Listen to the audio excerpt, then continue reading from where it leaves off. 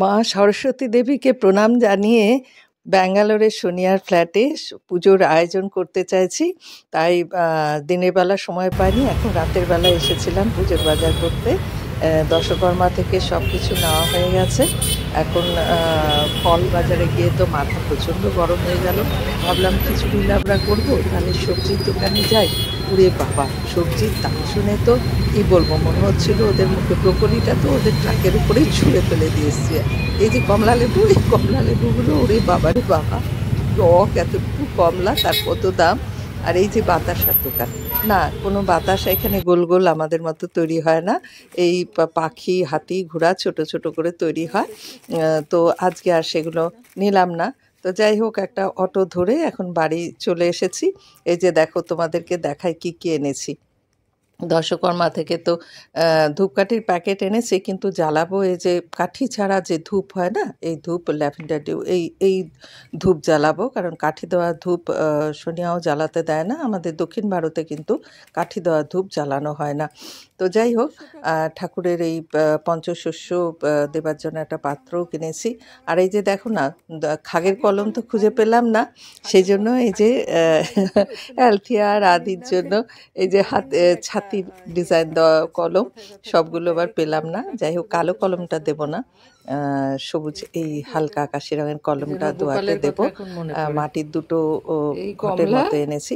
এই যে সেই বিখ্যাত কমলা, তোমার 4টে কমলা, মানে এই দুটো কমলাই, এক একটা কমলা চাচ্ছে 15 টাকা করে। তখন কি করতে ইচ্ছে করে। তো যাই হোক, ফল টল নিলাম। আর এই যে বাঁধাকপি, ওরে বাবা, এইটুকু একটা বাঁধাকপি 42 টাকা দাম। তাহলে এই দেশে সত্যি এখন আর থাকতে ইচ্ছে করে না। এত ভালোবাসতাম দক্ষিণ ভারতকে, বিশেষ করে ব্যাঙ্গালোরকে। আর আমের পাতার অবস্থা দেখো, আমের পাতা দামের জন্য বড় কথা না, আমারই আসলে দোষ হয়েছে। কারণ দিনের বেলা যেতে হয় এসব বাজার করতে, কারণ দূর্বা তুলসী ফুল এগুলো ভালোভাবে পাওয়া যায়। যাই হোক, কালকে সকালে আরেকবার যদি ঋতু এনে দেবার সময় পায় তো ভালো, আর না হলে আমাকেই যেতে হবে। এই যে সকালে কি করব, নিজেই চলে এসেছি। বেলপাতা, কলা পাতা সব কিছু নিয়ে, আরও কিছু ফুল টুল নিলাম।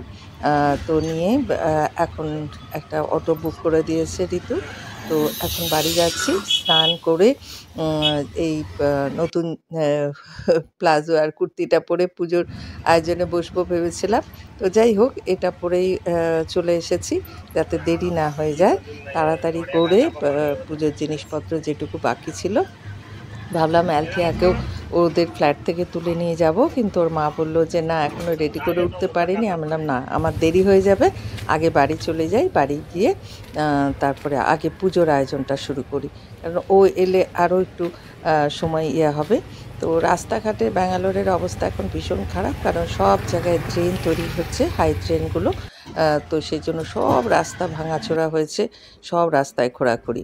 যাই হোক, হাত পা ধুয়ে ভালো করে সব জিনিসপত্রগুলো বিভিন্ন জায়গায় তো গুজে গুজে রাখতে হয়, ছোট জায়গা, তো সেগুলো সব 2 দিন ধরে বের করেছি, সব ধুয়েও রেখেছিলাম।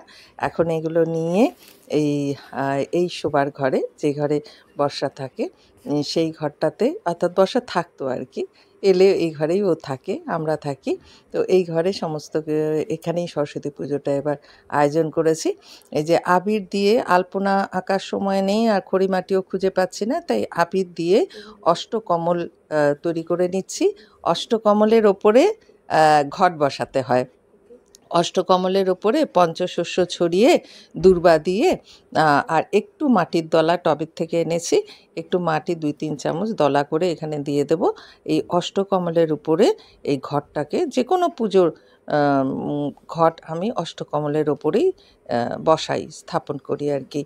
তো যাই হোক, এখানে আবার কাঁচা ডাব, এই যে দেখো পঞ্চশস্য, পঞ্চশস্য কিনতে গিয়ে দেখি এদের দেশের নিয়ম হচ্ছে 9 রকমের শস্য, নতুন শস্য ওঠে তো এখন, তাই 9 রকমের শস্য ওরা এখানে করে। এটার নাম হচ্ছে কি, নাভা দাগালু, এরকম কিছু নাম। তো যাই হোক, এর মধ্যে ধান, যব, গম, তিসি, তিল, মটর, তারপরে হচ্ছে শিমের বীজ, কড়াই বীজ, তারপরে হচ্ছে কালো মুগ, এই সমস্ত কিছু এর মধ্যে দেওয়া আছে। আমার খুব ভালো লাগলো। যাক, পঞ্চশস্যের জায়গায় নবরত্ন যাকে বলা যায়, এই যে সব একটা একটা করে, এই যে তিল, এটা তিসি, এই নামটা ভুলে যাচ্ছিলাম, নামটা খুঁজে পাচ্ছিলাম না।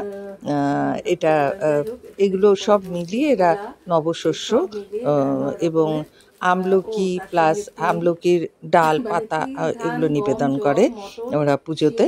তো আমিও নিয়ে এসেছি। তো যাই হোক, এটা আমার খুব ভালো লেগেছে, এটাই নিবেদন করে দেব। আর হচ্ছে এখন এই নবশস্যর সাথে ডাব খুঁজে পেলাম না। ডাব তো প্রচুর পরিমাণে, কিন্তু সে বিশাল বিশাল, এত বড়, এত ছোট ঘটে তো সেই এত বড় ডাব দেওয়া যাবে না। সেই জন্য একটা এরা সব পুজোতেই এরা নারকেল দিয়ে, কাঁচা ডাব দেয় না, এরা নারকেল দিয়ে করে। তাই আমিও ঘটের মধ্যে একটা কয়েন দিয়েছি, দূর্বা দিয়েছি, একটু হলুদের গুঁড়ো, একটু চন্দনের গুঁড়ো, আর তার সাথে হচ্ছে এই নারকেল দিলাম। আমের পল্লব সিঁদুর পরিয়ে সিঁদুরের ফোঁটা দিয়ে নিয়েছি। নিয়ে এই ঘটের মধ্যে নারকেল বসিয়েই আমি ঘরটা স্থাপন করব। তো তার আগে কিন্তু ঘর স্থাপন করে পুজো শুরুর সময় আমি গিয়ে আবার আমার এই যে পান পাতা দিয়ে নিচ্ছি ঘর স্থাপনের সময়। আর এখন গিয়ে এই এটাকে একটু চেঞ্জ করে শাড়ি পরে নেব। শাড়ি পরে নিয়ে তবেই পুজোতে বসবো। এবার এই ব্লগটা বড় হয়ে যাচ্ছে, সেজন্য শাড়ি পরে কিভাবে পুজো করব, পুজোতে আমার সঙ্গে থেকেও পরবর্তী ব্লগে।